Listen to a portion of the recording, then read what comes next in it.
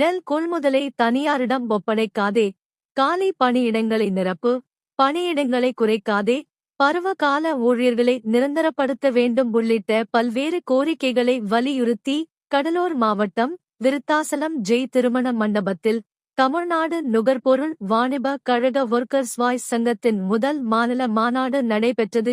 இந்த முதல் மாநில மாநாட்டில் மாநில தலைவர் சண்முகவேல் பங்கேற்று கோரிக்கைகளை வலியுறுத்தி சிறப்புரை நிகழ்த்தினார்.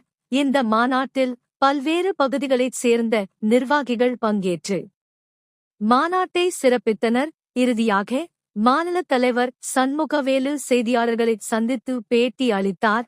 அப்போது அவர் பேசுகையில், தமிழ்நாடு சிவில் சப்ளைஸ் கார்பரேஷன் இயங்கக்கூடிய டிஎன்சிசி ஒர்க்கர்ஸ் வாய்ஸ் சங்கத்தினுடைய முதல் மாநில மாநாடு விருத்தாச்சலத்தில் இன்று நடைபெற்றது. இதில் சில பல முக்கியமான தீர்மானங்கள் நிறைவேற்றியுள்ளோம். குறிப்பாக திமுக அரசு நெல் கொள்முதலை என்சிசிஎஃப் என்ற தனியாரிடம் ஒப்படைப்பதற்கு தயாராகியுள்ளது. இது விவசாயிகளுக்கும் பொதுமக்களுக்கும் நுகர்வு வாணிபத்தில் பணியாற்றக்கூடிய தொழிலாளர்களுக்கும் ஒரு சேர பாதிப்பை ஏற்படுத்தும் என்பதால் அந்த முடிவை இந்த அரசு கைவிட வேண்டும் என்று இந்த மாநாடு தீர்மானம் நிறைவேற்றியிருக்கிறது. இது தொடர்பாக மக்களிடத்தில் செல்வது, 1,00,000 பேர் இடத்தில் கையெழுத்து இயக்கம் நடத்துவது என்று இந்த மாநாடு முடிவு செய்திருக்கிறது. அது மட்டுமல்ல, மழை காலங்களிலே நெல் கொள்முதல் செய்யும் போது 17% ஈரப்பதத்தோடு மத்திய அரசின் அனுமதியோடு 20% வரையில் அனுமதிக்கப்படுகிறது. இது வழக்கமான நடைமுறை.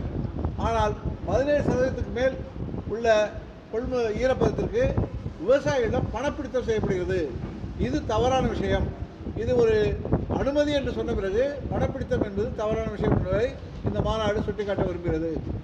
அடுத்து, அமுதம் நுகர்வு வாணிபத்தில் இருக்கக்கூடிய அமுதம் நியாய விலைக் கடைகளை கூட்டுறவுத்துறைக்கு மாற்றுவதற்கு தலைமை செயலாளர் அவர்கள் நுகர்வோர் வாணிப கழக நிர்வாக இயக்குநருக்கு கடிதம் எழுதியுள்ளார். அவ்வாறு இருக்குமானால் அதை இந்த மாநாடு கடுமையாக கண்டிக்கிறது. அந்த முயற்சியை கைவிட வேண்டும் என்று கேட்டுக்கொள்கிறது. அடுத்து,